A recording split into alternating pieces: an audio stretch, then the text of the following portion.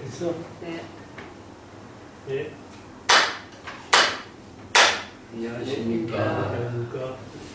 이번 주에는 69칙의 남전화상과 일원상이라는 제목인데, 우리 교재 432쪽에 원칙만 먼저 간단하게 읽어보고 원칙의 내용이 무엇인가를 좀 보고 넘어갑시다.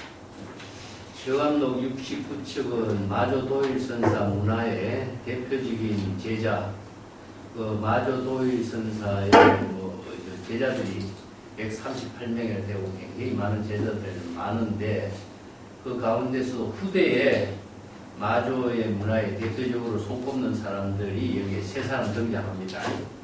남전보원선사, 이제 비종지상선사, 마곡보철선사, 이 세 사람이 젊은 시절로 봐야 되겠죠. 남양해 중국사를 이제 친견하러 구도 행각을 떠나는 도중에 있었던 일을 지금 선문답으로 전하고 있거든요. 이 남양해 중국사는 육조해능선사의 그 제자인데, 육조해능선사의 제자들이 다 이 당시에는 입적하고 난 뒤에 남양해 중국사가 마지막으로 제도에서 숙종하고 대종 황제의 국사로 동경을 받으면서 장안에 있었거든요. 그때 이제 장안에 있는 남양해 중국사를 친견하러 가는 수행성 세 사람, 마조도일선사 문화의 제자. 이게 이 세 사람 말고도 마조의 제자들 가운데 몇 명이서 남양해 중국사를 친견해서 선문답을 나누는 그런 사례가 있어요.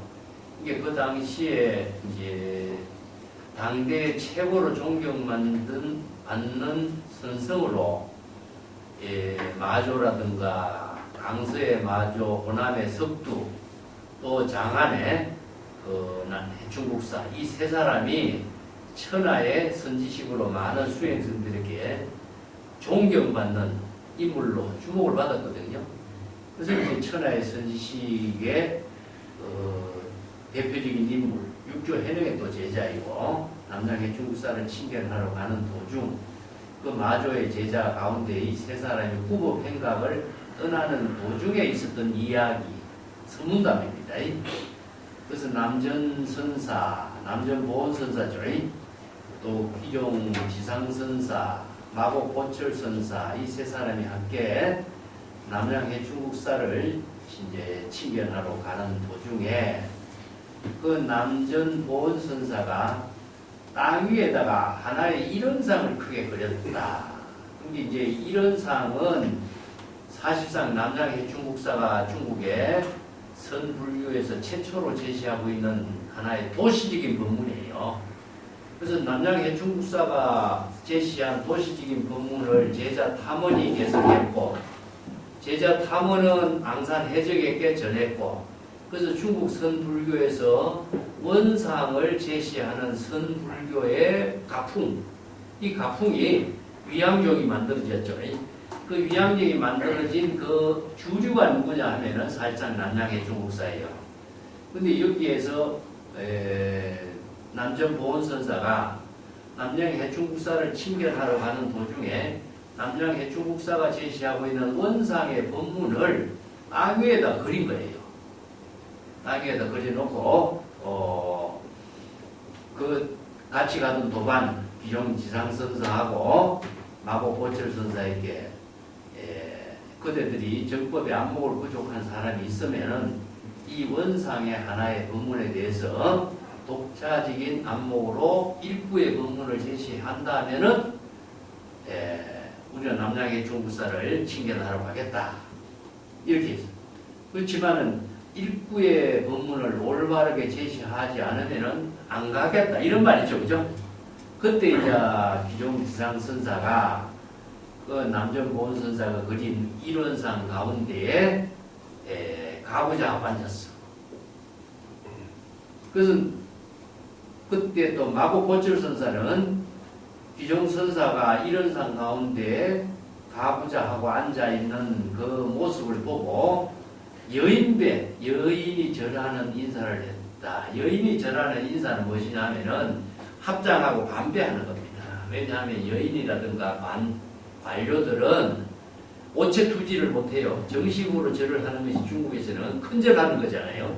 이게 머리에 관을 쓴다든가 머리에 그 비녀를 꼽는다든가 여자들이 머리를 장식하기 때문에 여인들이나 관료들은 반배를 하는 거예요. 그래서 우리가 서서히 합장 반배하는 거죠. 이게 여인배예요. 그래서 합장 반배하는 인사를 올렸다. 그때 남전하상이 이러한 적, 자 그대들이 이러한 경지를 제시한 적 우리가 남양해충국사를 칭견하라고 하지 않겠다. 이렇게 한마디 딱 잘랐습니다.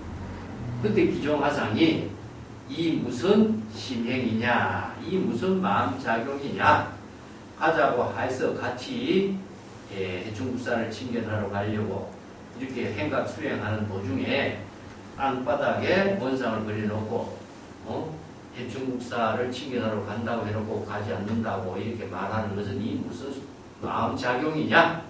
여기서 이제 이 마음작용이냐 심행이라고 하는 것은 마음으로 간다 했다가 가지 않았다, 가지 않겠다 하는 말을 한 남전보은선사의 마음작용에 대해서 이제 문제를 제시한 거죠. 근데 여기서 보면은 기종선사가 남전보은선사에게 불만을 제시한 것 같지만은 사실 이 한마디는 이 남전보은선사가 가지 않겠다라고 한 말의 참된 뜻을 참선 수행자들은 잘 깨달아 체득해야 된다. 이런 문제제기예요. 여기에서 우리가 보면은 얼핏 보면은 조금 이 말이 좀 이해가 되지 않죠. 이해가 되지 않는 이 선문답에는 깊은 뜻이 다 담겨 있습니다. 그래서 이 선생들의 선문답은 간략한 언어와 행동으로 제시했지만은 그 언어와 행동은 출세간의 지혜를 나누는 선문답으로 이루어져 있어요. 그래서 선문답을 이해하는 안목이 없으면은 이 선생들의 출세간 지혜로 나눈 이 선문답을 잘 이해를 할 수가 없습니다. 그래서 선생들의 선문답은 우리가 경전을 공부하는 거나 마찬가지예요. 경전을 우리가 중생심으로 경전의 언어를 아무리 읽어도 경전의 언어를 이해할 수가 없습니다. 출세간의 지혜의 설법은 출세간의 지혜의 안목을 갖추어야 경전에 참된 불법을 깨달아 체득할 수 있는 거거든요. 그래서 선문답 역시 중생심으로 도를 이루는 경지가 아니라 출세간의 지혜로 진여일심의 지혜로 적법의 안목을 부족한 출세간의 지혜로서 도를 이룬 선문답이기 때문에 그런 안목을 갖춘 사람만이 이 선문답을 바르게 이해하고 또 그 선문답을 깨달아 체득하는 안목을 갖추었을 적에 출세간의 지혜로 지금 여기 본분사의 일을 실행할 수 있는 능력을 갖추는 선성이 된다. 그래서 이제 인제가 이야기하는 것은 진정견해죠. 진정견해를 부족한 사람은 일대사 생사대사의 후법의 모든 일을 다 끝마쳤다. 그런 의미죠. 근데 여기에서 이 세 사람은 마조 문화의 대표적인 그 10대 제자 가운데 인물들이에요. 그 여산의 귀종지상선사 이런 사람도 그 이만군과 유명한 대화를 나눈 이야기 있죠. 그죠? 수미산이 기자씨에 들어가고 사해의 바닷물이 한 트럭 가운데 들어가는데 그 도대체 그 말이 무슨 말인지 이해하지 못하겠다. 그 여만이라고 하는 이만권이라는 사람이 그런 질문을 했을 적에 그게 세간의 언어로 이해할 수 없는 거잖아요. 출세간의 지혜를 부족해야만이 알 수 있는 법문이죠. 그죠? 그래서 출세간의 지혜로 그대가 만권의 책을 읽었다고 하는데 만권의 책은 다 어디로 갔는고 자, 일체의 모든 언어 문자라든가 불법을 깨달아 체득하는 모든 지혜를 그대는 어디에서 다 수용하고 어디에서 그 불법의 지혜를 자기 본분사 시제진전으로 실천하고 있는가. 궁극적으로 유심이죠. 그죠? 그래서 일체 유심이죠. 일체 유심조로 이루어진 출세간의 지혜가 중생심으로서는 이루어지지 않잖아요. 중생심으로 이해하는 경지라면 도라고 말할 수가 없죠. 불법이라고도 말할 필요도 없는 거고. 불법, 도 이런 말은 중생심으로 생사윤회하는 번뇌망념의 마음이 아니라 진여일심의 지혜로 자비의 공덕행을 이루는 도를 실천하는 법문이기 때문에 출세간의 지혜로 진여일심의 지혜로 깨달아 제득해야 되는 경지죠. 그래서 불법이라든가 또 아니면 중국의 노장자에서 제시하고 있는 도라든가 이런 말을 다 새롭게 제시하고 있는 것이죠. 자, 여기도 오늘 선성들이 제시하고 있는 선문답도 불도의 정법의 안목을 부족한 사람이 나눈 대화이기 때문에 불도를 불법을 깨달아 안목을 부족하지 못한 사람은 내용을 사실상 알 수가 없어요. 또 선수행이라고 하는 것도 안목을 갖추는 수행자의 입장이지 그 안목을 갖추지 못하는 일반인들이 이해하는 경지에 이 불법을 말하는 것은 아니거든요. 그래서 안목을 갖춘 선생들의 선문답을 우리가 바르게 공부하고 또 우리가 정법의 안목을 부족해서 일체 중생의 차별 세계를 초월해서 출세간의 지혜로 공덕을 이루는 불도 선법을 실천하는 능력을 부족하도록 선생들의 법문을 우리가 배우고 익히는 의미라고 할 수 있습니다.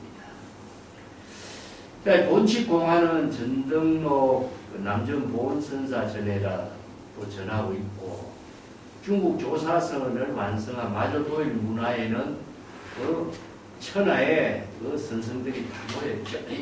자주 이야기한 것처럼 그 당시에 과거 제도에 문란이 있었고 또 마조의 문화는 선불장이라고 그랬죠. 그죠? 선불장. 과거의 인재를 선출하는 것을 선과장이라고 했는데 마조의 제자에는 부처를 선발하는 곳이다. 이렇게 해서 이제 그 당시에 젊은 수재들이 마조의 문화에서 불법을 배워서 불도를 깨달아 제독해서 부처의 지혜를 이루는 그런 유명한 수행 도량으로 주목받았기 때문에 천하의 수행성들이 다 모여서 마조의 법을 개성한 사람이 800여 명, 1000명, 아니면은 선지식으로 역할을 한 사람이 누구냐? 139명. 또 마조의 비문에는 그 가운데 10대 제자의 인물을 또 제시하기도 했죠. 그래서 조사선의 40상의 조사가 누구냐? 마조입니다. 그래서 이제 마조는 중국 선불교의 역사에서 강서의 마조, 또 석두 이천은 호남의 석두 이천. 그래서 이게 석두 이천하고 강서의 마조하고 강혹 이런 말이 천하라는 말이 생긴 거예요. 그 당시에 이제 육조 해명의 제자의 마지막으로 살아있던 사람이 누구냐? 남양의 중국사인데 남양의 중국사는 숙종 황제와 대종 황제 이 두 황제의 국사였어요. 그래서 이제 남양의 중국사가 장안에 살고 있었기 때문에 이 세 사람을 지금 이 시대의 천하의 선지식 세 사람을 이제 제시했죠. 그래서 이제 이 마조의 제자들이 장안의 유명한 남양의 중국사가 육조 해능선사의 법을 이은 조사이니까 해충국사를 신견하러 가는 이런 구법행각의 도중에 있었던 선문답을 제시하는 겁니다. 그래서 여기서는 이러한 시대적인 배경도 좀 이해를 해야 되고 또 육조 해능의 법을 개성한 남양해충선사의 종지, 선, 법문의 핵심이 무엇인가도 알아야 되고 또 마조의 법을 읽고 석두의 법을 이은 이 천하의 유명한 제자들, 이 세 사람의 그 안목도 한번 같이 우리가 공부해서 선생들의 안목을 점검해서 배우고 익히는 한 칙의 공안이 되어야 된다. 이런 의미로 본칙을 묘감록에서 제시한 것이다. 라고 볼 수 있습니다. 내가 전에도 이야기했지만 마조의 문화에서 10대 제자를 등종하고 있는데 비문에 백장이라든가 남전이라는 사람 이름 없다 그랬죠. 사실상 마조의 문화에 너무나 뛰어난 인물들이 많았어요. 그래서 유명한 우리가 마조의 수제자라고 할 수 있는 백장이라든가 남전이라든가 이런 사람들이 비문의 10대 제자의 이름에 언급되지 않았다 하는 것은 어떤 의미냐? 너무나 다른 사람이 뛰어난 사람이 많아서 그래. 그런데 남정 보온선사 문화에 조주가 등장했고 백장의 문화에 황벽과 미산이 등장해서 위양종, 임재종 이 오가 종풍에 주주를 이룬 인물들이 등장하면서 사실상 백장선사가 마조의 문화의 수제자인 그런 역할을 하게 됐죠. 그래서 제자가 뛰어나야 스승의 덕이 손상되지 않는 겁니다. 제자가 스승보다도 지혜와 덕이 뛰어나지 못하면은 스승의 덕을 반감한다 그랬어요. 이게 중국인들이 교육법이라고 청출러나 어찬 이청은함처럼 제자 교육의 스승이 최상의 힘을 기울인 것이 중국 선불교, 공자에서부터 이러한 사상은 있지만은 중국의 선불교의 특징이 선언의 교육이 이러한 인재 교육을 이루고 전일심법, 일심의 법을 정해서 일심의 법이 전등이 끊어지지 않도록 하는 것. 이게 바로 금강경에서 열애 선호념 제보살, 선부촉 제보살 그러죠, 그죠? 열애가 보살들에게 부촉하는 일이 뭐겠어요? 삼구보리 하와 중생의 보살도의 공덕행을 이루어서 이체 중생을 구제하는 역할을 할 수 있는 인재가 되도록 부촉하는 것을 중국설에서는 뭐라고 했습니까? 전등이라고 그래요. 전등. 일심의 법을 스승이 제자에게 덕불을 전해서 덕불이 꺼지지 않도록 해야 되잖아요. 그러면 자신보다도 더 뛰어난 제자가 나와서 더 훌륭한 법을 설할 수 있는 제자가 될 수 있도록 스승이 제자를 교육시키는 일에 혼신의 힘을 다 쏟는 거죠. 이게 바로 일심의 법을 이심전심으로 전하는 중국의 전등의 역사가 이루어져요. 자, 이런 점들이 이제 여기에서 이제 선문답에서 다 등장하고 있는데, 자, 오늘 국건선사의 수시본문을 먼저 보겠습니다. 칠판에 내가 수시본문을 적어놨습니다. 무담탁처에 담탁이라고 씁니다. 담탁이요. 담하고 탁은 뭐라 그럴까? 이게 담은 먹을다며 먹는다는 뜻이고 탁은 뭡니까? 쫓는다는 탁이죠, 그죠? 새가 먹이를 쫓는다. 담은 무엇입니까? 짐승들이 음식을 먹는다. 이게 음식을 먹는 것을 담탁이라고 해요. 여기서는 뭐냐? 음식을 먹으려고 대상 경계를 접근할 수도 없는 세계가 뭐죠? 담탁자, 무담탁자. 음식을 먹거나 물을 마시려거나 하기 위해서 대상 경계를 두지 않는 곳, 이런 의미죠, 그죠? 그렇기 때문에 한마디 말도 접근할 수 없고 한마디 말로도 붙일 수가 없는 것이죠. 그래서 오늘 이제 불림문자 이런 표현을 써요. 언어나 문자로 접근할 수 없는 경계. 그래서 이제 진여 본심의 경지는 우리가 언전불거, 불림문자, 언어 도단, 심행처멸 이렇게 네 가지로 이해하죠. 그죠? 기실론에서. 또 다른 말로 하면 뭡니까? 언설상, 명자상, 신연상이 접근할 수 없는 세계라. 이걸 불림문자의 세계라. 일체의 언어 문자로 사량 분별할 수 없는 세계가 어떤 경지죠? 무담탁처라. 그 무담탁처는 일체의 중생심으로 대상 경계를 사량 분별하는 일체의 언어 문자, 접근할 수 없는 세계라. 이것이 바로 조사의 시민이다. 조사의 시민. 조사들이 이심전심으로 법을 전한 경지를 조사시민이라고 했죠. 그죠?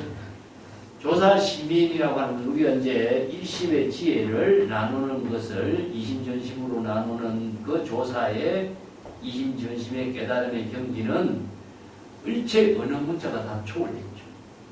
그렇기 때문에 법을 전하는데 언어 문자로 법을 전하지 않아. 이심전심으로 마음과 마음으로 법을 전하는 것이죠. 그죠? 그걸 바로 일심지법이라고 그래. 선생들이 전일심지법이라고 그래.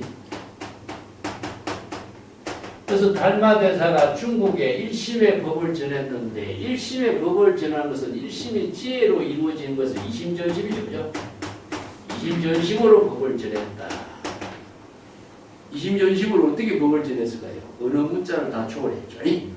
불릴 문자, 언어, 도단, 심행, 첨열, 사량, 분별 모든 게 초월되는데 궁극적으로 어떻게 해야 되겠습니까? 바로 정지, 소지가 되게 돼요. 지금 이게 각자의 불도를 깨달아 정득해서 불지견을 부족해서 스스로 그 경지를 안목을 갖추는 사람만이 깨달아 체득할 수 있는 거죠.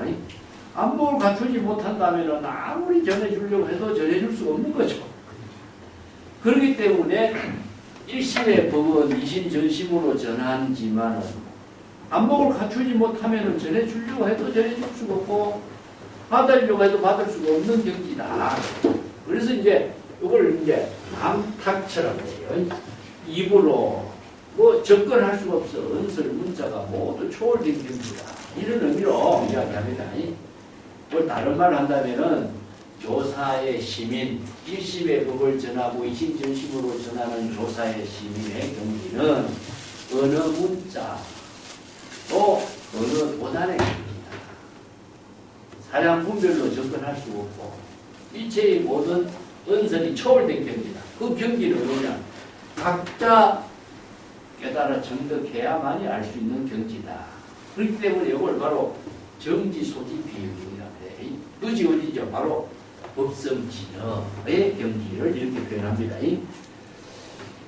조사의 시민은 은설 문자를 다 초합을 한 경지이기 때문에 마치 상사 철우지기요 이렇게 마치 뭐와 같으냐? 철우지기와 같다.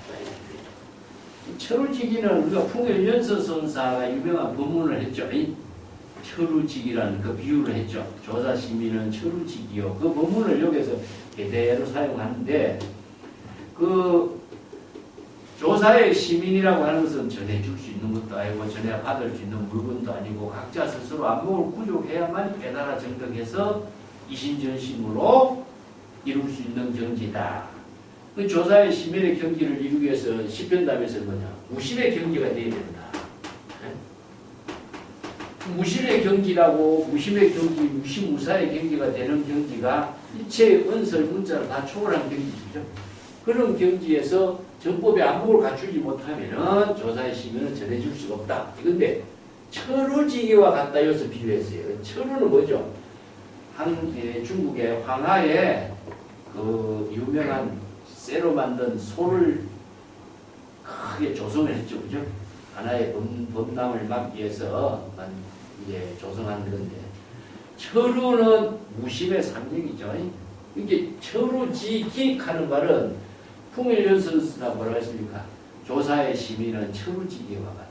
무심무사의 경지로서 일체의 은설 문자 대상 경계를 초월해서 사량 분별이 다 끊어진 경지죠. 자, 여기에서 이제 본칙에서 연결시킨다 하는 것은 뭐냐면은 마조의 제자 세 사람이 남양 해충국사를 침행하러 가는 것은 향상의 구법행위잖아. 근데 본칙에서 우리가 이걸 볼 적에 원상을 그려놓고 기종선사가 원상에 앉아있다가 마고 보철선사가 합장해서 인사를 하고 나서 그러한 안목을 갖춘 모습을 보고 남전보은선사가 우리 남양의 중국사를 침해하러 갈 이유가 없다. 갈 필요가 없다. 안 가겠다. 이러지죠. 자, 향상의 구법행을 갖다가 향상의 구법행을 포기했죠. 그죠? 이것은 뭐냐? 향상의 향하의 모든 안목을 모두 초월한 경지이기 때문에 일체의 모든 대상 경계를 설정할 필요가 없는 거죠. 그것이 바로 무심무사의 경지를 이룬 조사의 심연을 갖춘 선생들 이렇게 비유한 거죠. 이게 마주의 제자 세 사람이 구법 행각을 하고 있지만은 이 세 사람은 조사의 시민을 부족한 인물들이다 이런 평가예요. 그래서 철우지기와 같이 철우와 같이 대상 경계를 우리가 누구를 찾아가는 것은 사실상 구법의 행을 이루는 대상을 이루는 거죠. 향상의 법을 깨달아 체득하기 위한 이한다든가 누구를 칭견한다든가. 이것은 향상의 법을 대상으로 있죠. 그죠? 그렇지만 향상과 향하의 법을 모두 부족했을 적에는 무심의 경기가 되는 거죠. 이런 경기를 바로 지금 여기 자기 본분사의 일을 실행할 수 있는 능력을 갖춘 사람이다. 무사입니다. 그 임재가 말하면 무사귀인인 거죠. 그런 경지를 갖춘 사람이다. 이런 것을 지금 여기에서 항상 자기 본분사에 일을 할 수 있는 안목을 갖춘 사람이다. 우리가 백암록 38칙에서 조사시민은 철우지기와 같다 하는 유명한 풍일연선사 본문이 있는데, 이것은 이 향상과 향하의 모든 경지를 초월한 선성의 안목을 갖춘 경지를 이렇게 표현해요. 달마가 전한 일심의 법을 부족해서 독자적인 불지경과 정법의 안목을 부족해서 자기 본분사의 일을 무예자재하게 실행할 수 있는 경지를 갖춘 사람이다. 그래서 이제 일심의 법을 깨달아 체득한 능력을 갖춘 사람이다. 그런 의미죠. 이게 조사 시민을 다른 말로 한다면 불도를 깨달아 체득한 거예요. 정법의 안목을 부족한 능력을 갖춘 사람, 이런 표현이죠. 자, 그런 사람은 무엇이냐? 현금님을 모두 초월하고, 현금님이라고 하는 말은 이게 가시밭이죠. 이 가시밭이란 말은 단어 수행성들이 수행해서 헤쳐나가야 할 하나의 과정. 즉 다른 말 한다면 우리가 경전에서 조림이라고 이야기하는데, 조림이라든가 이게 우리가 내가 숲의 종교에서 풀을 이야기해 주죠.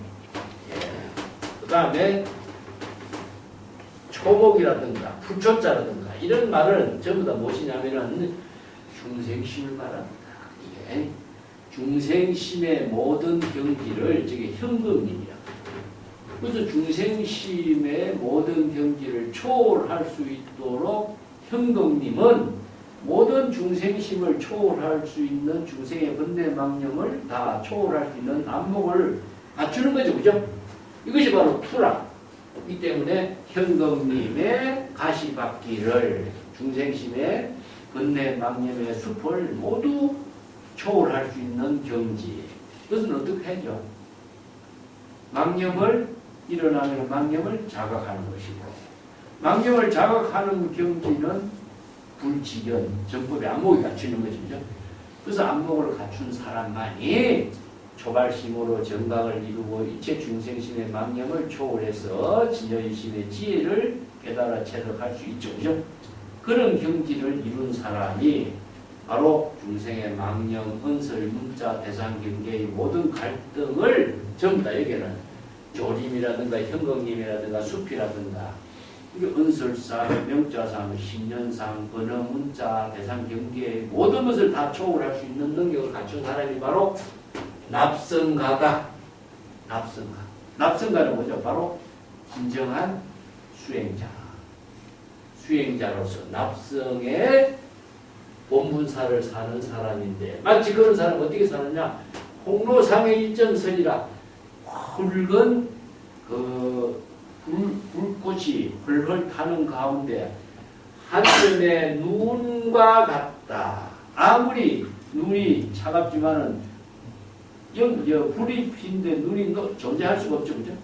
자치나 흔적도 남기지 않는 것이죠. 이건 우리가 가정성 연화와 같이 이체 자치나 흔적도 없어. 이걸 바로 뭐라고 하죠? 종적이라 하죠.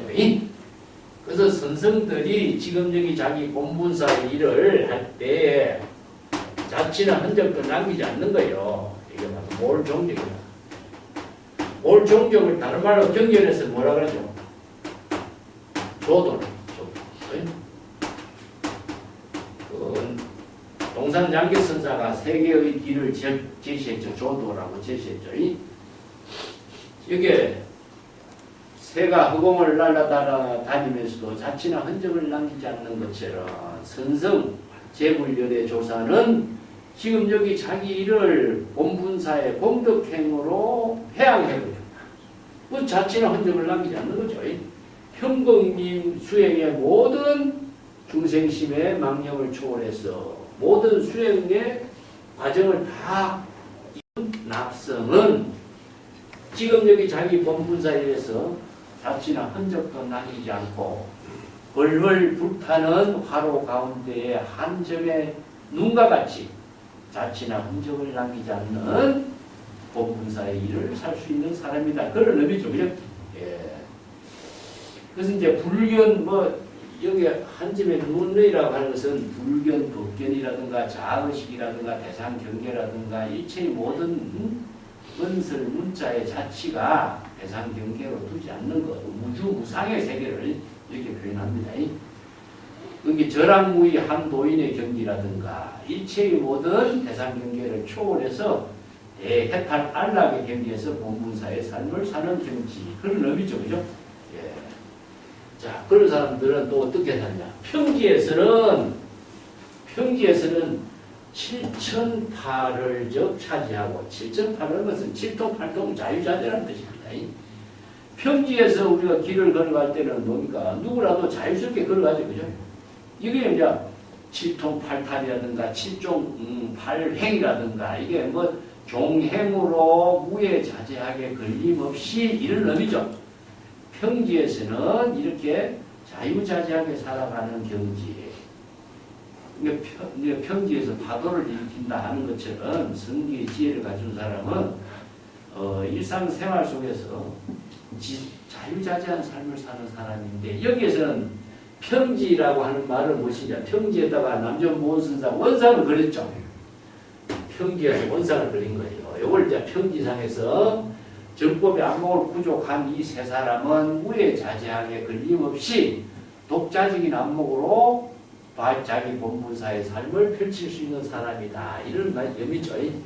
그런 경지의 안목을 갖춘 사람인데, 일체의 불락 인연, 요거 인연인데, 요 인자도 이 인연이에요. 인연이란 인연에 반전된 것이 뭐죠?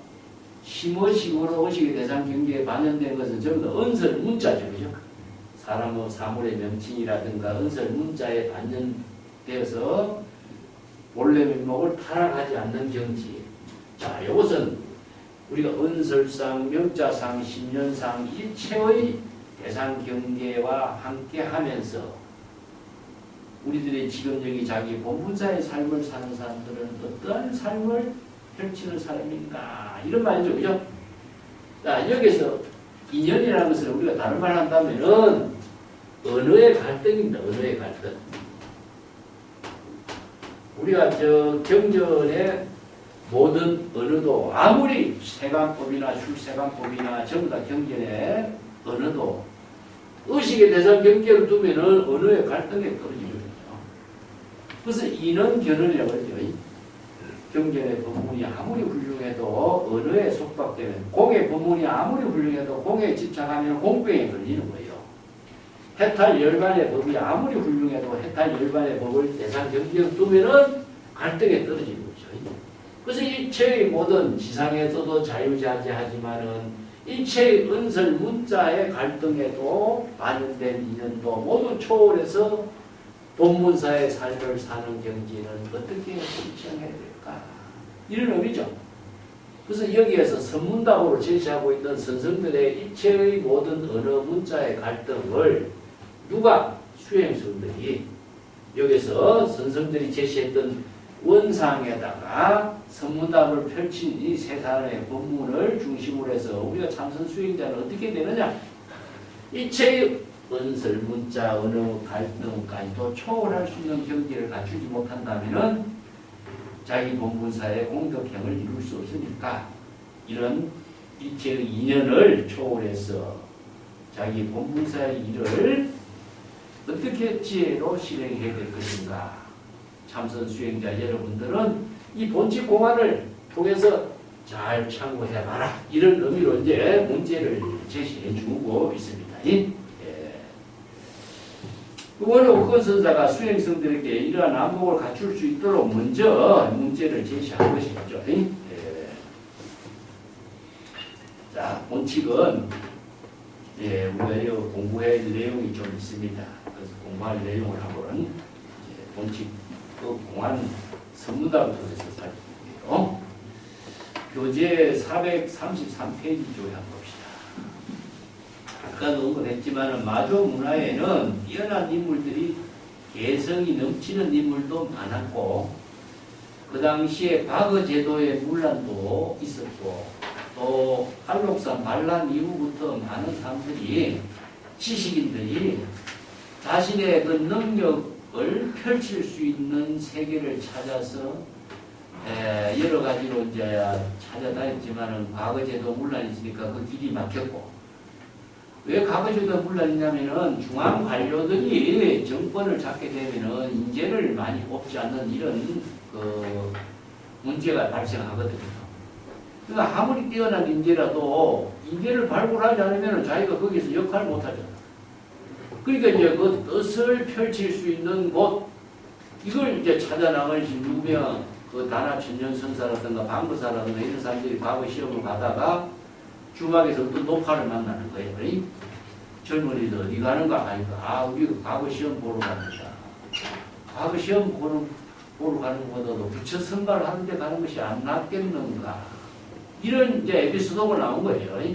그 부처 선발하는 곳이 어딥니까? 마조의 문화의 도량은 선불장이네. 부처를 선발하는 곳이야.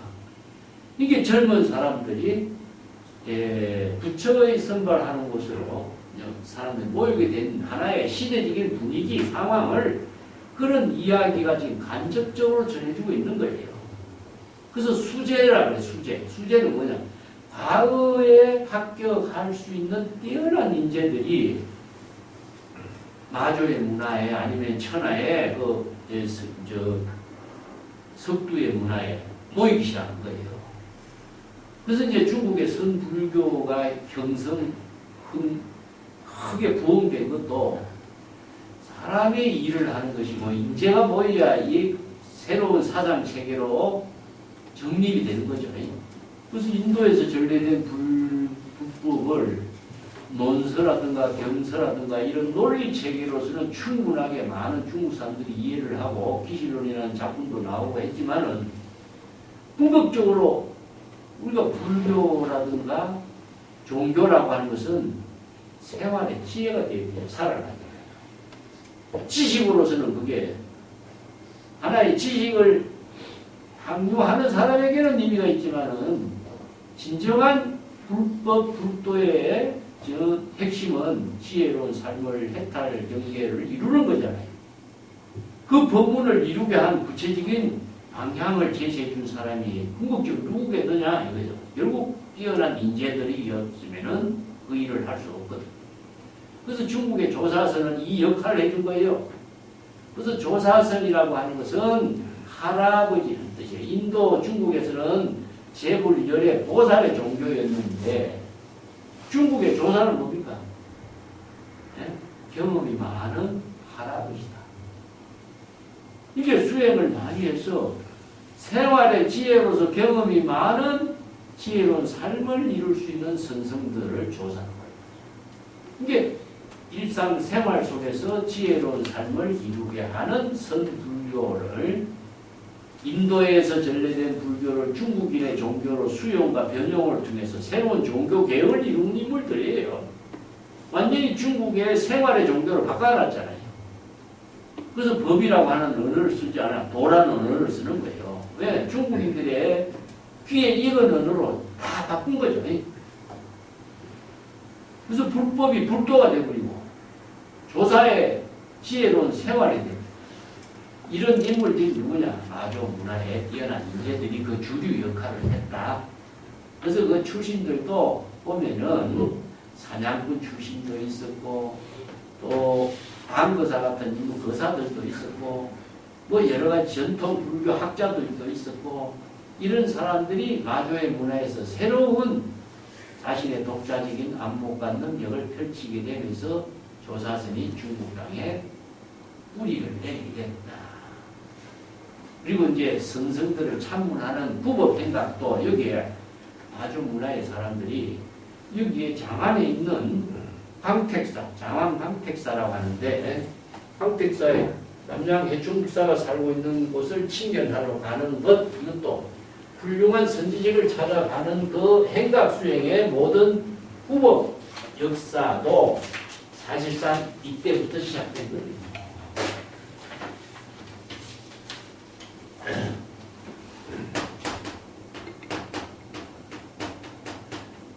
광택사에 있는 해충국사를 찾아가는 거죠. 행각수행.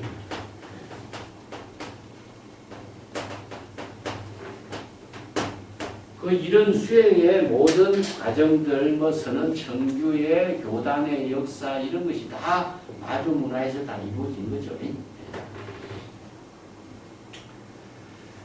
그래서 남양 해충국사를 친견하러 가는 도중에 세 사람, 남전본, 기종지상, 마곡보철, 이 사람이 이제 호남 지방이라고 하는 지방에 있다가 광택사 해충국사 제도 불교의 선지식인 해충국사를 친견하러 가는 도중에 생긴 선문답이죠.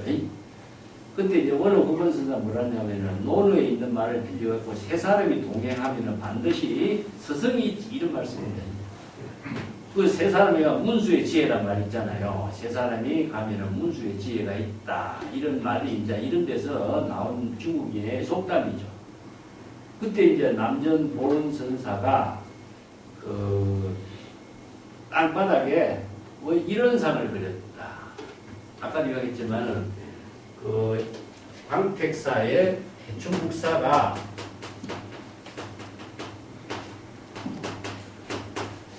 하먼이라고 하는 사람에게 자기 제자들 하먼에게 이런 상을 전수를 해요. 하먼이 앙산에게 이런 상의 법문을 전수합니다. 그래서 이런 상의 법문의 시조는 누구냐? 해충국사예요. 그래서 여기에서 이런 배경이 다 뒷받침되어 있기 때문에 자, 여기 해충국사를 친견하러 가는 남전보은선사가 해충국사를 친견하는 법문의 핵심이 무엇이냐? 해충국사의 법문에 유명한 것이 이런 상의 법문하고 무봉탑이 있어요. 무봉탑. 우리가 무봉탑 법문은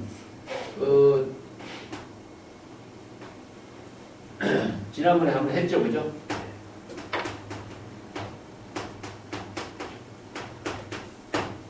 남양 해충국사가 하원에게 지시를 내리는 법문이에요. 숙종 황제가 남양 해충국사를 들어서 이제 제가 뭘 해야 할 일이 뭡니까? 여러분들 교재에 보면은 18칙에 우리가 나온 117페이지 책 보면 나와요. 숙종 황제가 남양 해충국사에게 국사께서 입적한 뒤에 제가 해야 할 일이 무엇입니까? 하니까 국사가 노성을 위해서 무봉탑을 하나 건립해 주세요. 이런 말 해요. 이염새가 없는 탑이에요. 무봉탑은 이염새가 없는 거 난탑이라 그래요. 난탑. 우리 그 선생들의 그 돌아가면 부도탑을 하나의 큰 돌을 동그랗게 만들어서 탑을 만드는 유래가 여기에서 나와요. 계란처럼 만든다 이 뜻이죠. 저 난탑이 뭡니까? 바로 이런 상하고 같이 그죠? 이염새가 없는. 자, 여기에 이 염색 없는 탑이나 이런 상은 무엇이냐? 다른 말 한다면은 법계 일상이에요. 일상. 법계 일상의 경지를 이루는 것은 법신의 진여 법신의 지혜를 깨달아 지덕하라 이 말이에요. 한마디로. 법계실론에서 뭡니까? 진여는 법계 일상이요 하는 부분이 나와요. 진여 법신의 지혜를 부족해야만이 시간 공간을 초월해서 법계와 하나된 만법이여 천지동건 만물 일체의 지혜를 부족하는 경지를 중국의 선에서는 하나의 이런 사고로서 상징화시킨 거예요. 그러니까 중국인들이 도시적인 사고 강하다 그랬죠. 그죠? 어느 문자보다도 도시적인 사고가 강해서 구체적인 사물의 형상을 그림으로 그려요. 그러니까 무봉탑이라고 하는 것도 보니까 하나의 원상으로 만든 탑이잖아요. 그죠? 그렇기 때문에 진여 법신의 지혜를 부족하는 법문을 남양해충국사는 원상, 이런상이라든가 무공탑이라든가 이런 법문으로 도시적인 법문을 설한 최초의 선생이다. 그러니까 남양해충국사를 굳이 칭연하러 가는 의미가 뭐겠어요? 독자적인 선풍을 펼쳤어. 그러니까 마조의 선성, 마조의 법문에서 우리가 배울 수 없는 새로운 선풍을 남양해충선사를 칭견해서 이 법문을 깨달아 체득하고 해충국사의 법문을 우리가 배우도록 행각수행을 떠난 거죠. 그 도중에 남정보은선사가 남양해충국사가 제시하고 있는 법문의 핵심을 땅 위에다가 원상을 그린 거예요. 자, 이렇게 원상을 그려놓고 남양해 말을 한마디 안 하죠.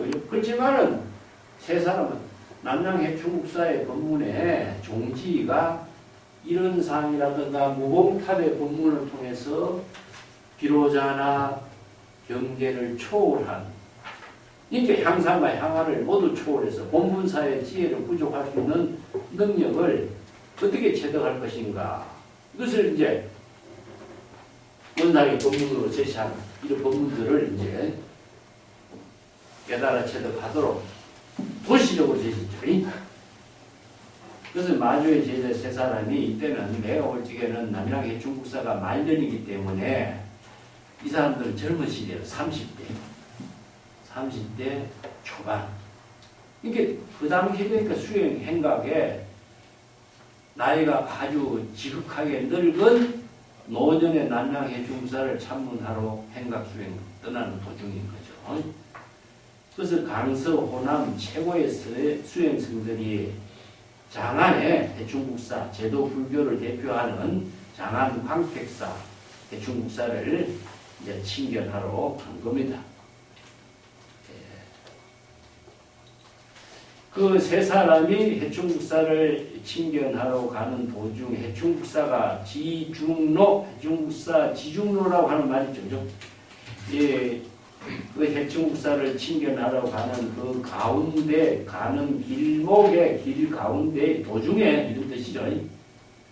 예, 그런 의미로 이제 여기에서 가는 길 중간이라는 것은 수행의 중간이기도 하고 그 수행하는 도중에 독자적인 깨달음을 이루는 그 인연을 지금 세 사람에게 남정보은사가 제시하거든요. 이걸 뭐냐? 정신이라고 해요. 몸을 바꾼다는 뜻입니다. 수행에 몸을 바꾸어서 깨달음으로 전향하는 능력을 제시하는 거거든요. 그래서 수행 도중에 몸을 전신 바꾸는 거예요. 중생심을 불심으로 바꾸는 거죠. 이게 전신이라. 그때 이제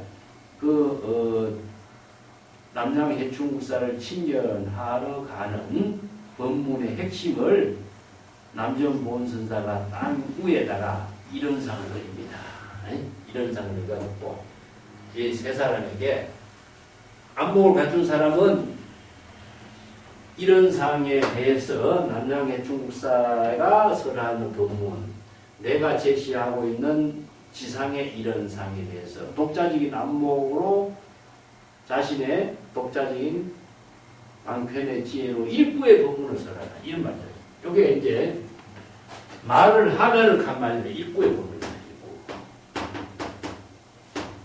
그래서 일부의 법문이라는 것은 정법의 안목을 부족한 불의법문이죠.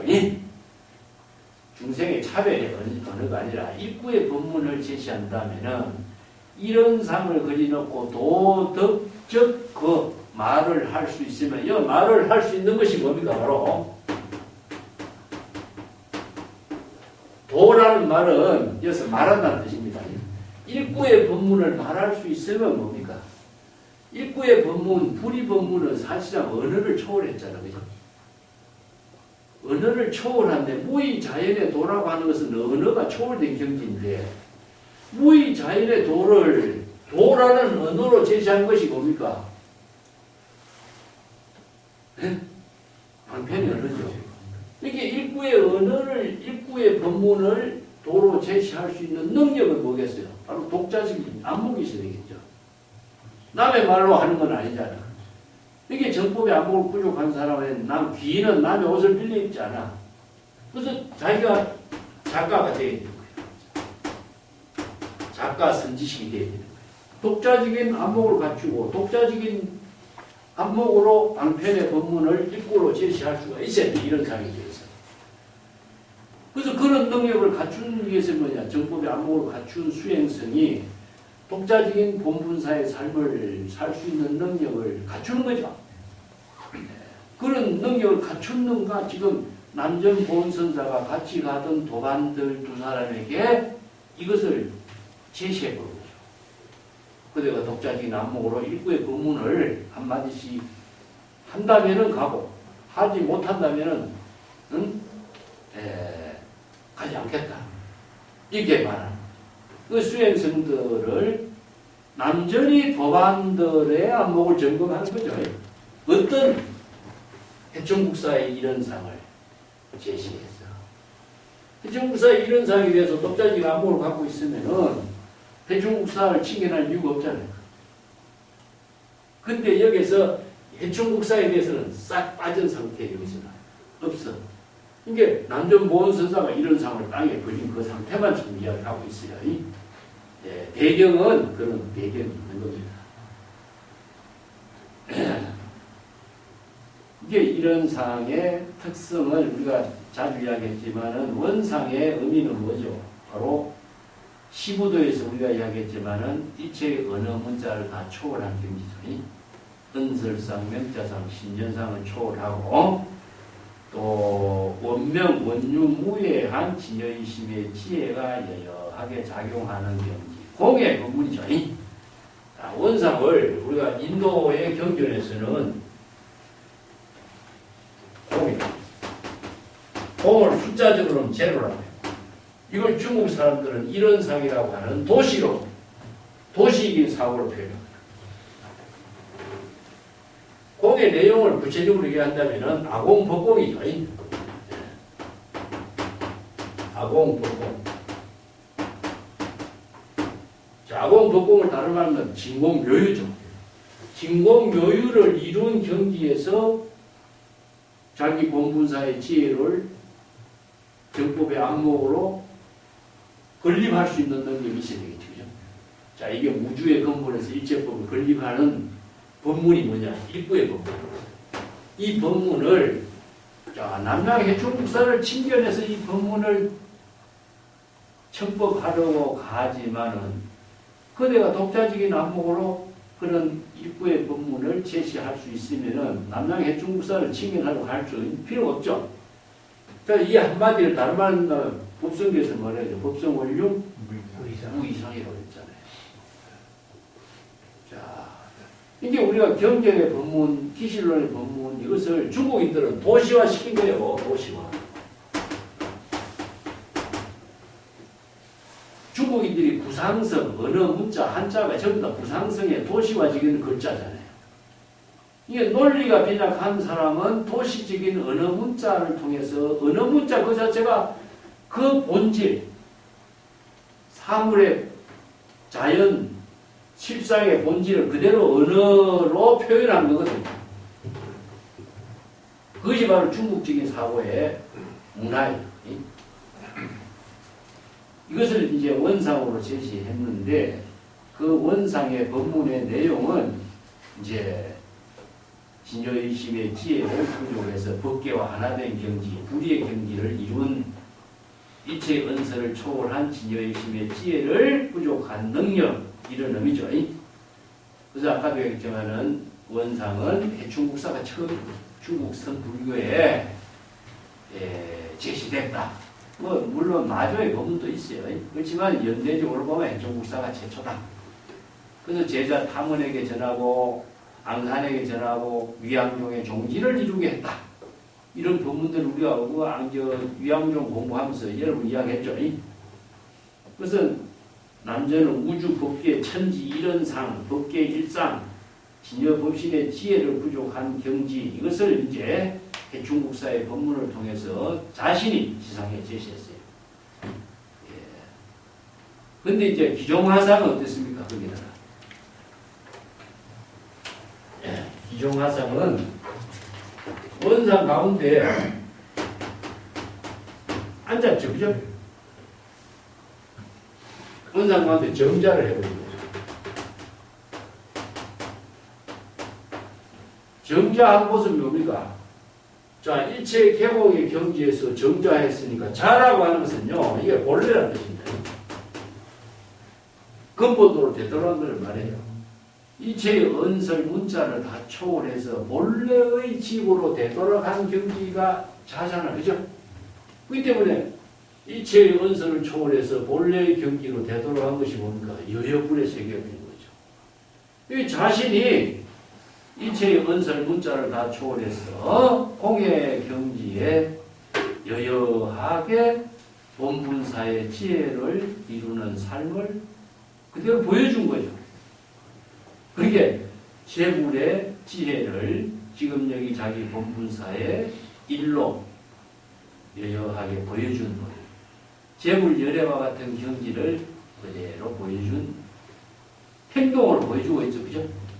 그것이 바로 우주 법계와 하나된 원상, 법성 원중의 경지에서 법계와 하나된 자신의 본분사의 묘용을 안전자세로 여실하게 제시해서 보여주었다. 그렇게 이제 이해를 합니다.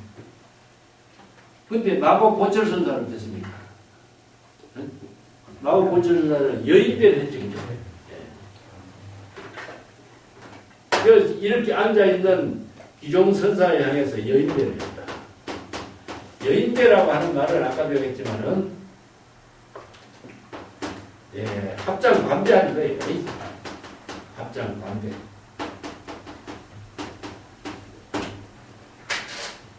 관료들이나 여인들은 머리에 장식을 하고 있기 때문에 이렇게 큰 절을 못하고 오체투지를 하는 절이 아니라 반대를 하는 거예요. 반대를 하는 것은 누구를 향해서 하겠어요? 네? 기종선사를 향한 거죠. 그죠? 기종선사가 재불 열애의 경지를 온 몸으로 다 제시하니까 재불 열애의 경지에게 경의를 표하는 합장 예배를 자신이 온 몸으로 그대로 합니다. 자, 여기에서 기종선사도 지금 여기 자기 본분사예를 온 몸으로 실행했고, 마고 본철선사도 예배를 하는 인사로 지금 여기 자기 본분사예를 온 몸으로 실행한 거예요. 그렇잖아요. 그렇기 때문에 안목을 갖추지 못한 사람은 이런 행동을 할 수가 없죠. 그래서 이제 두 사람이 모두 다 지금 여기 시제리년에 자기 본분사의를 온몸으로 여실하고 여법하게 실행했다. 그래서 이제 마법본철선사가 원상 안에 정자한 기종선사에게 합장하고 인사를 한 거. 나무 원상 지상열애라든가, 아니면은 법계 일상의 진여 법신분이라든가, 불가사의 해탈 경계를 이룬 열애에게 공경하게 예배에 올립니다 하는 그런 의미죠. 그래서 이제 법성 원중 무이상의 경지, 제법부동 본래적의 경지가 그대로 바로 이제 이 사람들은 선문답을 통해서 다 그대로 드러났어요. 그래서 환경에서는 이걸 법신과 색신은 그대로 이제 자신이 재불열애가 법신의 지혜를 부족해서 방편의 지혜로서 색신으로서 그대로 실행한 것을 표현하고 있는 거죠. 그 무심론 같은 데도 이런 말이 있죠.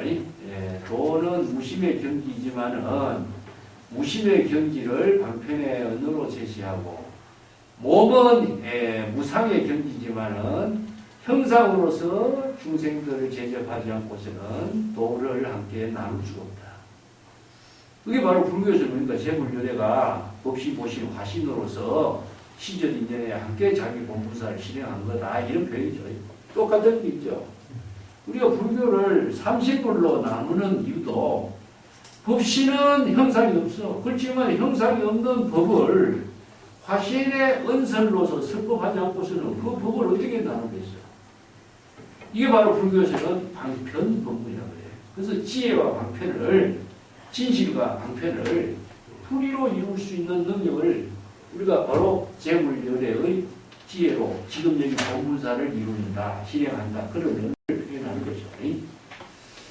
그렇게 남전하상이 뭐라고 대답했습니까? 입마저 불거나 그렇다면 우리가 해충국사를 챙겨나러 갈 필요가 없다. 안 간다. 이렇게 하는 거죠. 해충국사의 법문을 지금 여기 그대들이 해충국사의 법문을 남전이 제시했고 남전이 지금 기종의 응답을 했죠. 우리 세 사람이 어떻습니까? 똑같은 해충국사의 법문을 온몸으로 그대로 다 제시했잖아요. 그죠? 이렇게 해충국사를 친견해서 이 이론상의 종지의 법문을 배우러 친문하러 친견하러 갈 이유가 없어진 거죠. 뭐 이런 경지를 이룬 안목 갖춘 사람이라면은 뭐 해충국사를 친견하러 갈 이유가 있겠는가? 자, 이것이 바로 해충국사의 경지를 모두 다 이 세 사람이 다 그대로 다 드러냈어요. 그렇기 때문에 해충국사를 친견할 일이 없는 거죠. 그래서 모두 다 해충국사의 지혜를 부족한 작가 쓴 짓입니다. 또 어느 권쓴도 이렇게. 그래서 도중에 전신이에요. 수행 도중에 정법의 안목을 부족해서 자신이 열의 법신의 지혜를 이룰 수 있는 능력을 바꾸는 거예요. 전신. 전신이 다른 말이 뭐죠? 신조제예요. 일심으로 재물연의 지혜를 깨달아 이 제6신조의 경지를 지금 여기에서 바로 실행해버려. 이게 바로 도중의 전신이요. 선에서는 이걸 아까 이제 해충국사를 친견하러 가는 도중이란 말이 나오지, 그죠? 이 도중입니다. 그래서 이제 인재로서는 도중과 가사. 도중과 가사는 수행 도중이고 깨달음의 집이잖아. 뭐 도중에서 가사를 이루고 가사에서 도중을 실행할 거예요. 이게 수행 도중에서 집으로 몸을 깨달음의 경지를 이루는 것을 전신이라고 해요. 그죠? 전이라는 글자를 다른 말로 한다면 도로 견성, 견성 성불.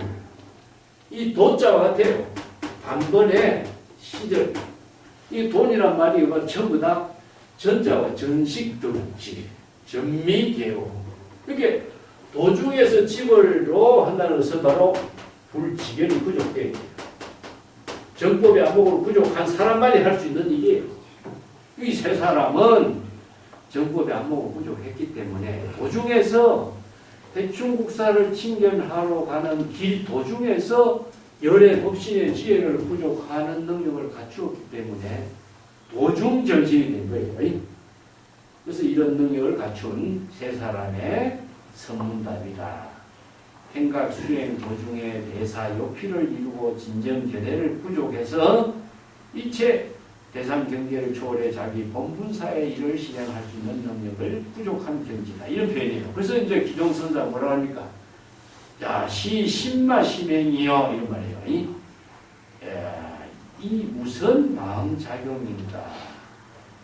대법륜의 경지를 실행한 그 마음작용을 수행성들은 잘 깨달아 체득해야 된다. 여기서 이제 말로서 보면은 남전 보원선사가 가자 해놓고 가지 않겠다 하는 말이 이게 뭔 마음작용이냐 이런 말로 이해하겠죠. 그죠?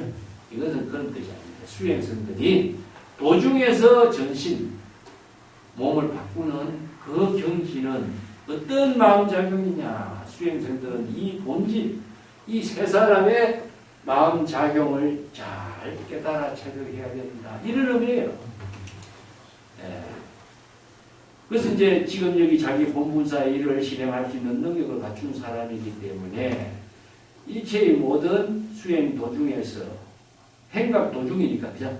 바로 본분사의 일을 실행할 수 있는 능력을 갖춘 입장.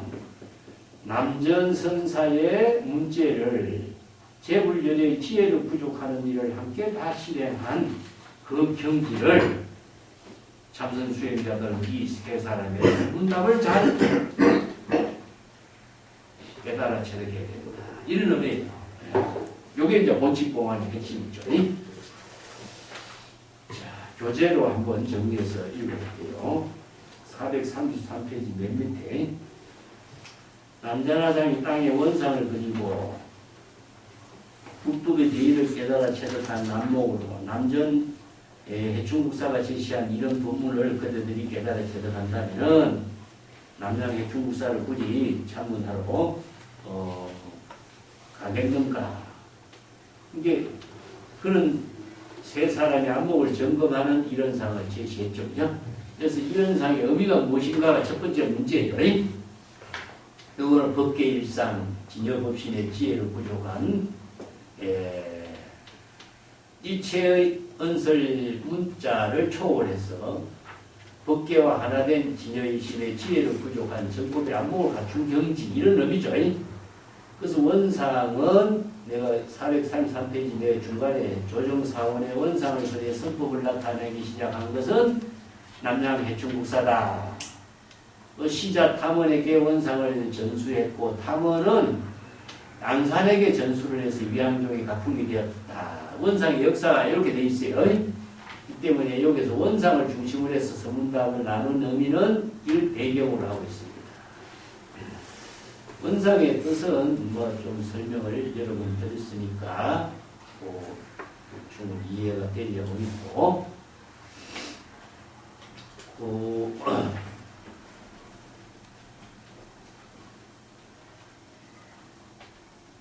원상 안에 이제 기종 지상선사가 합장하고 앉았죠. 그죠? 앉은 것은 바로 원상과 불의의 경지를 이룬 거죠.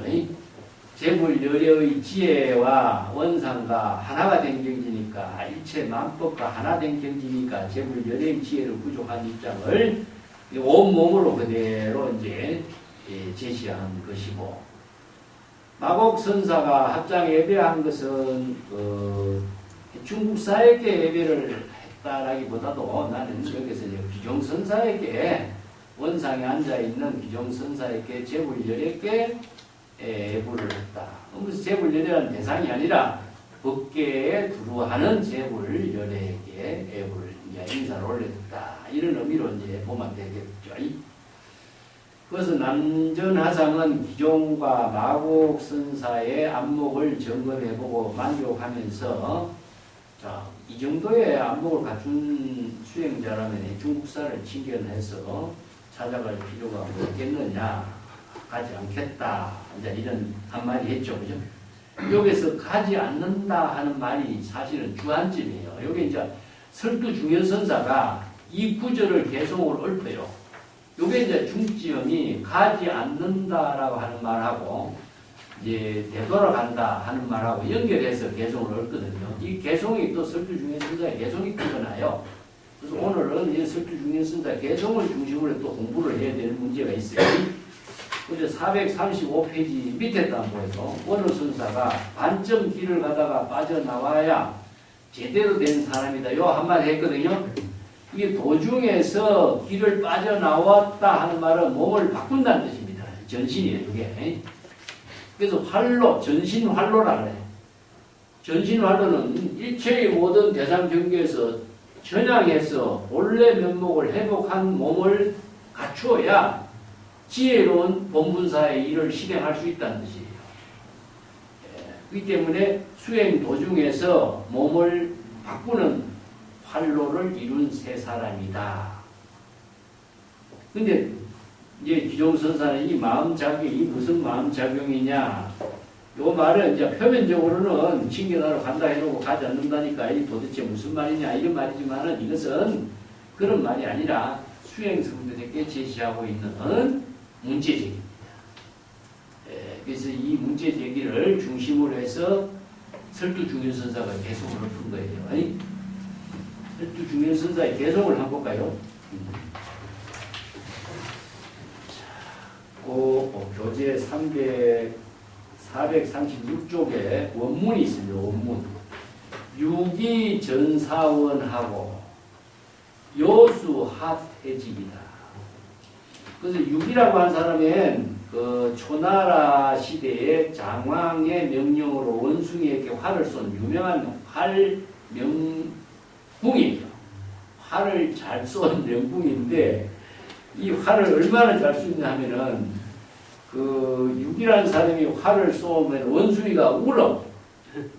그만큼 그 원숭이가 나무를 타고 뱅뱅 도는데 이 활이 또 나무를 타고 또 도는 거야.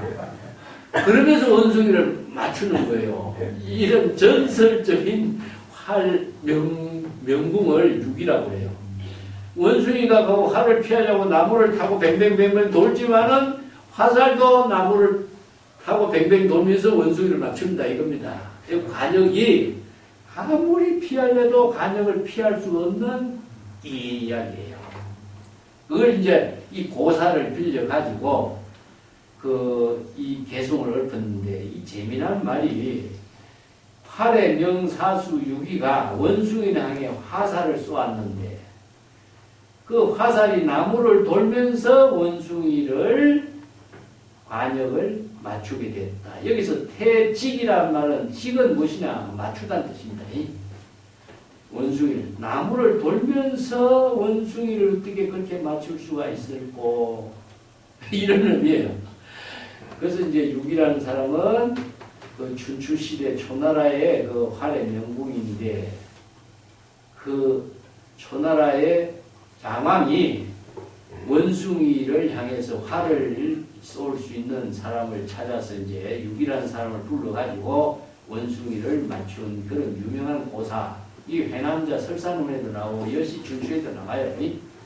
이런 고사를 빌려가지고 그 이런 상을 펼친 이야기, 이 세 사람의 이야기, 이걸 연결시켜. 어떻게 연결시키죠? 상상이 안 갑니까?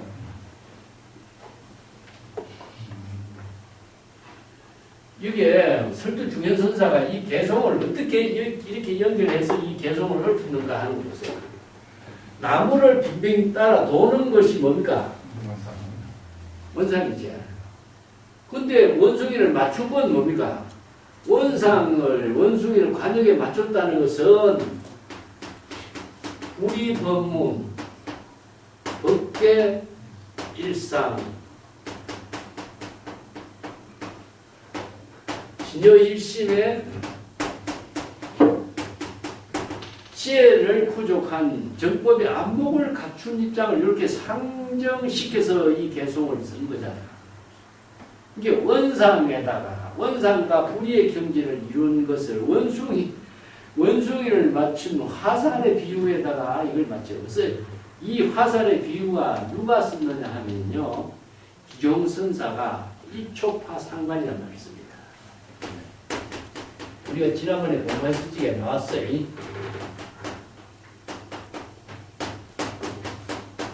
기종화상이 개성에 나와.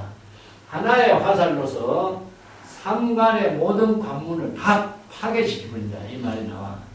상관이라는 것은 여러 가지 있어요. 대상경계에 모든 것이 다 상관이라, 뭐 최상용도 상관이고, 불법성도 상관이고, 개정에도 상관이고, 법신, 복신, 화신도 상관이에요. 이게 대상경계로 제시하고 있는 불법의 모든 것을 은설 문자로 선한 것은 다 타파시키는 거예요. 그 일촉이면 화살이 뭐냐? 살인도가 되겠지. 그것을 이제 처음 이 법문을 선한 사람이 누구냐? 기종화상이에요. 그래서 이제 화살의 유명한 화살의 그 활을 잘 쏘는 명궁, 유기를 등장시킨 이유도, 자, 이것을 연상해서 설두중현선사가 이 개성을 쓰는 거예요. 이게 설두중현선사가 개성으로 쓰는 여러 가지 언어들의 근거가 여기서는 전혀 드러내지 않아요. 나는 그런데 이게 내 눈에 보이는 거야, 이게. 이런 연상적인 사고를 가지고 기종선사의 법문, 남양해충국사의 원상의 법문, 또 남전보은선사의 법문, 이것을 전부 다 연결시키고 지금 설법을 하고 있는 거예요. 개성으로 정리하고 있다.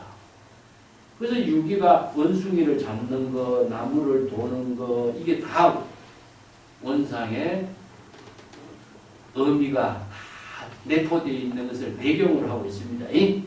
남전, 기종, 지상, 마고, 보철 이 세 사람의 성기의 지혜를 일체의 어느 행동 각각 각자 다르지만은 마조의 가문에서 선생들은 뭡니까? 바로 파주와 방행, 살인도 환인 것, 향상과 향화 이 모든 법문을 다 깨달아 체득해서 일체 자취나 흔적도 남기지 않는 경지잖아요. 그러니까 수행법으로서는 파주, 방행, 향상, 향화, 상고리, 하와 중생이 있지만은 그것은 어디까지나 방편 법문도로 제시하는 수행법이야. 지금 여기 자기 본분사 일을 실행하는 입장에서는 그런 것이 의미가 없잖아요. 그런 언어를 다 초월해야 되잖아요. 그것을 이렇게 개성을 엎은 거예요. 근데 그 개성의 배경에는 이게 뒷받침되고 있다 이겁니다. 이게 바로 설두의 뛰어난 안목이다. 이렇게 이제 우리가 않을 수가 없어요. 그래서 육이라고 하는 활 잘 쏜 사람을 가지고 원산을 상징화시키는 입장에서 뒷배경을 두고 정확하게 원숭이를 맞추는 거. 이거 뭡니까? 불법의 대의를 깨달아 체득한 이 세 사람을 여기다가 두고 이 개성을 엎은 거예요. 예. 그래서 활하고 관역을 맞추는 거하고 원상 중에 자선하고 원상 중에 자선하는 모습에 예배를 하고 원상을 제시하는 거하고 전부 세 사람이 어떻습니까? 바로 정법의 안목을 다 부족한 경지에서 불이일치가 되잖아. 이 화사 유기가 화살로서 원숭이를 맞추는 그 배경을 토대로 해서 이 개성을 엎은 거죠. 예, 참 우리가 이 문제점을 잘 이렇게 더 깊이 있게 그 내용을 참고해보고 성찰해보고 음미해보면 음미해볼수록 설두의 안목에 감탄이 나와요. 일심의 지혜가 개합된 정법 안목 열의 법신의 경지를 지금 여기 자기 본분사로서 실행한 입장을 이 배경으로 해서 이런 개성을 엎어냈거든. 예. 이게 원호 국건선사가 자 이러한 경지를 깨달아 체득하지 못한다면 어찌 이렇게 말할 수가 있어요? 이렇게 해요. 이 세 사람이 이 남장의 중사 제시한 이런 상의 법문에 깨달아 체득해서 안목을 갖추지 못했다면 어찌 이런 경지를 이루고 또 원호 국건선사가 이 세 사람의 안목을 깨뜨려 보지 못했다면 어찌 이런 개성으로 설할 수가 있겠느냐 이런 표현을 하는 거죠. 원호 국건선사가 객관적으로 감탄해서 이런 착언을 내린 거예요. 그 세 사람의 지엄동지, 원호 국건선사는 그 지엄동지에 같이 노래를 부르고 같이 춤을 함께 칠 수 있는 경지를 갖춘 사람이다. 참 대단하죠, 그죠? 이게 바로 선생들이 안목을 갖춘 사람들만이 그 세계에서 지엄동지만이 함께 나눌 수 있는 세계다. 시도 중원 시경공이라. 참 이 문제에 항상 생각이 나요.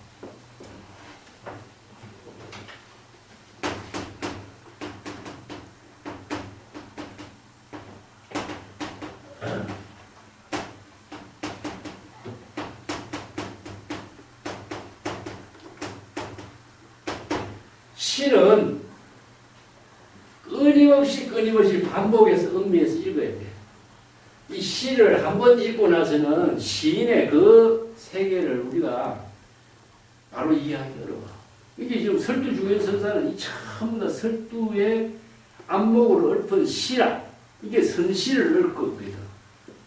이게 선시 하나에 깔려져 있는 배경을 이해하려면은 거듭거듭 음미하고 음미해야만이 선시를 읊은 시인의 공을 엿볼 수가 있는 거예요.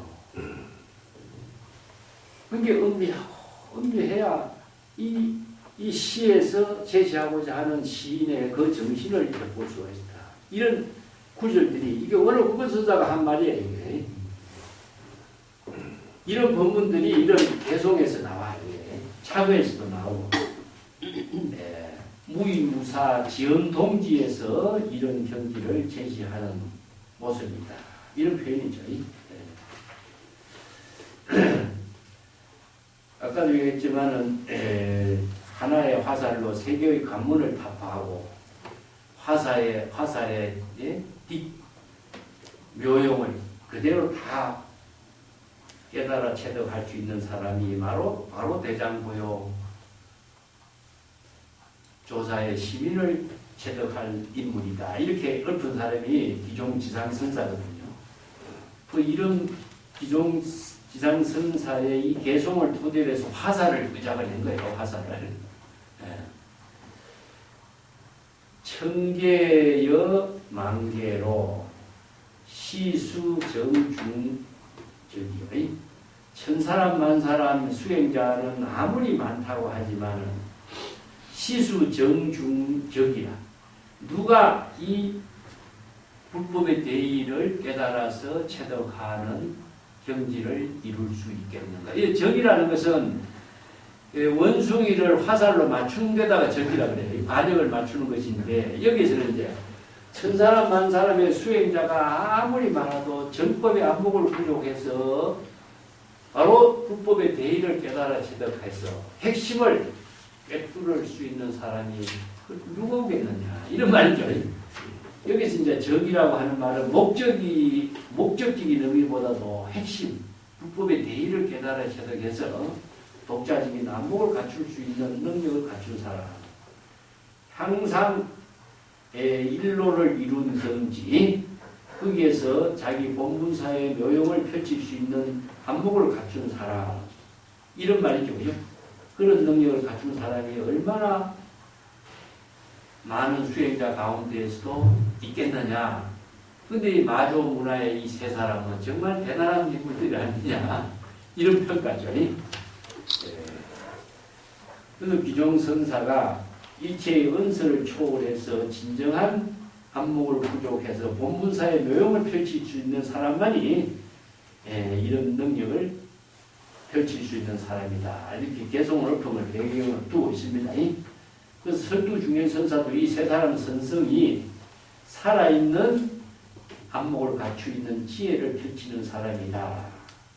성기의 지혜작용을 펼칠 수 있는 이 세 사람의 입장을 이제 설두중현선사가 읊은 것을 말해. 그래서 그 다음 개성이 뭡니까? 바로 상호, 상한, 기거래라. 서로 부르고 서로 불러서 서로 부르고 서로 부르면서 이 사람은 세 사람이죠. 남전하고 기종, 마국 세 사람이 성기의 지혜작용으로 선문답을 나눈 것을 서로 부르고 서로 부르는 것을 이렇게 대답합니다.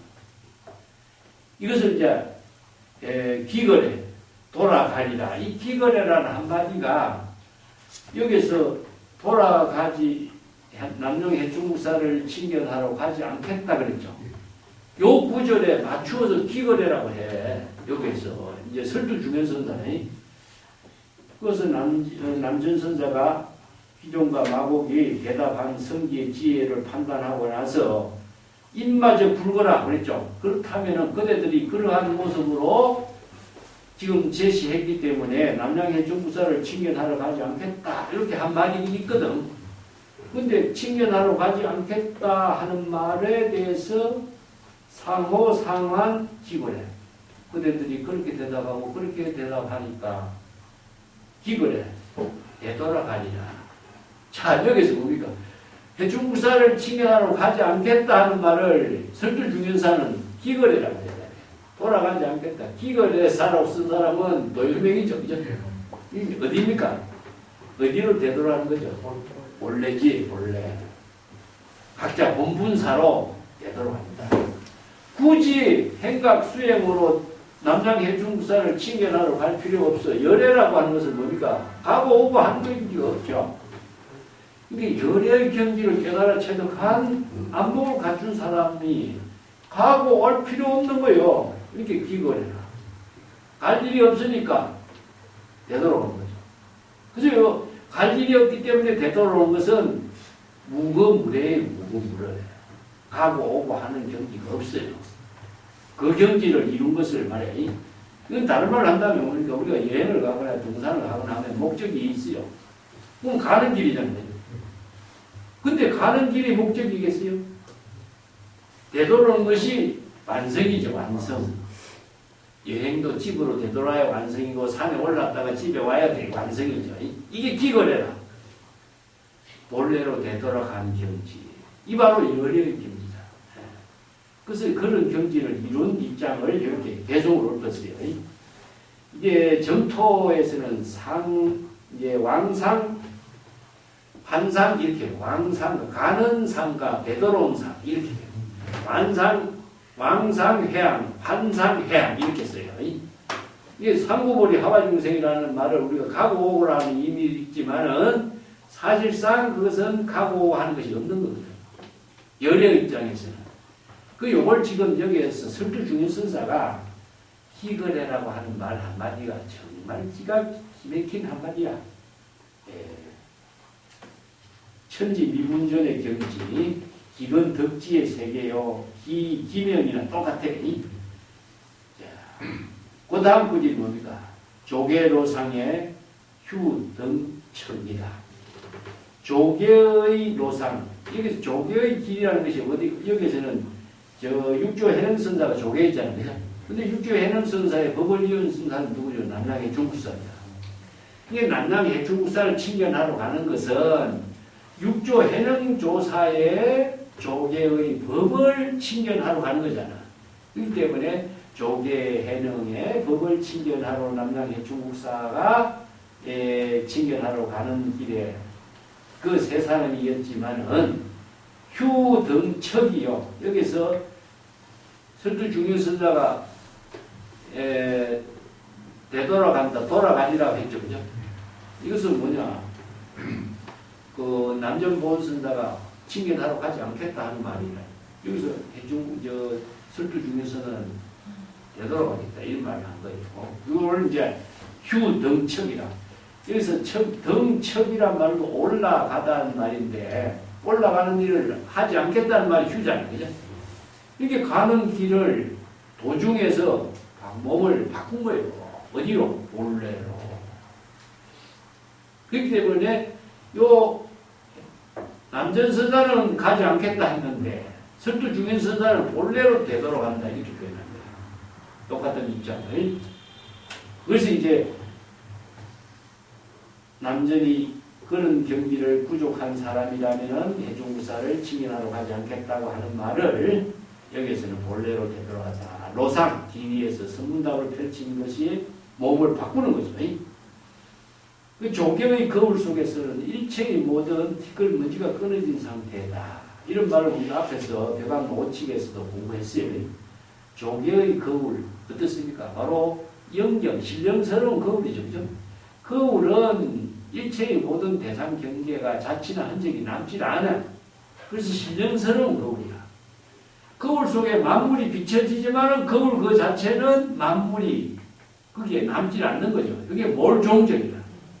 그래서 이제 거울하고 그 보배 있는 것을 우리가 진여 본성의 일심의 지혜에다가 비유하는 거죠. 여기서 향상 향화도 없고 조경의 거울 티끌이 없고 또 가고 오고 하는 경지도 모두 초월한 경지다. 그래서 조교의 길에서 올라가는 일을 그만두고 내려오는 일, 또 허망한 일이니 기거래요 휴등척 올라가고 내려가고 하는 일을 모두 다 떨쳐버려라. 설두에 찾아라. 그래서 이제 그 한마디가 기거래야. 이 설두에 참 안목이 대단한 안목이죠. 이게. 설두가 시만 잘 쓴 것이 아니라 이런 안목이 뛰어났기 때문에 보이지 않는 세계까지 읊어내는 거예요. 그래서 참 수행성들의 식견, 견해를 더욱더 깊고 넓게 체득할 수 있는 지혜를 제시했다. 이런 표현이죠. 또 한마디 더 있어요. 조계의 로는 조계의 길은 평탄한데 이 신마 휴등척이요. 요 말은 설두중일선사가 다시 더 첨가한 말이라 이런 뜻입니다. 첨가한 말로 조계의 길은 평탄한데 어째서 무엇 때문에 오르지 않는가? 등, 즉, 왜 조개의 길에 오르지 않는가? 이 한마디는요, 조개의 길은 편한데 오르지 않는 까닭은 무엇이냐? 길의 도중에서 되돌아가라. 철저하지 못하고 응거주춤하지 말고 수행성들에게 경책한다. 이건 수행성들에게 내리는 법문이에요. 네. 평탄한 길이라고 해서 거기 안주하거나 되돌아가지 못한다거나 이렇게 응거주춤하지 말라. 이것은 다시 한번 자비심으로 경책한 말인데 조개의 거울 속에 티끌도 없고 조개의 길에 오르다 떨어진 사고가 나지 않고 법은 평등하죠. 평등한 법에는 분별심, 차별심, 중생심으로 오르고 내리고 가고 오고 하고 이런 열의 경지는 오고 가고 하는 경지가 없는 것이 평등한 것인데 가고 오고 하는 향상, 향하의 의식을 두고 조개의 법문을 추구하잖아요. 이게 세 사람이 해충부사를 칭견하러 가려고 했다가 중간에 가지 않는 것을 갖고 가고 가지 않는 것의 문제점에 중생 수행자들은 끄달릴 수가 있잖아.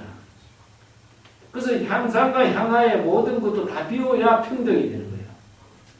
그래서 수행생들에게 마지막으로 한마디 더 경책하는 부분이에요, 이게. 전부 다 가다가 왜 그만두지? 왜 가다가 되돌아가라고 했지? 하니까 가고 오는 차별상 향상과 향하의 문제의 은설에 속박되면은 올바른 안목을 같이 이루지 못한 수행성이 되니까 높아심으로 다시 한번 이 법문을 설두가 제시한 거다.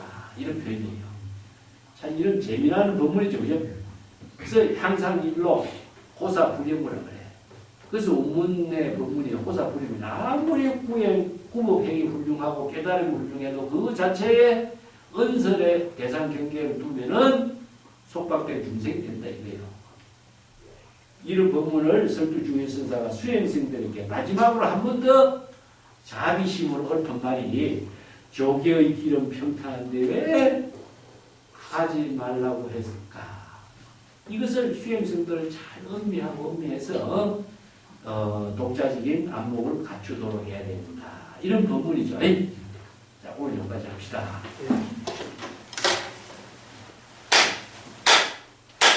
감사합니다.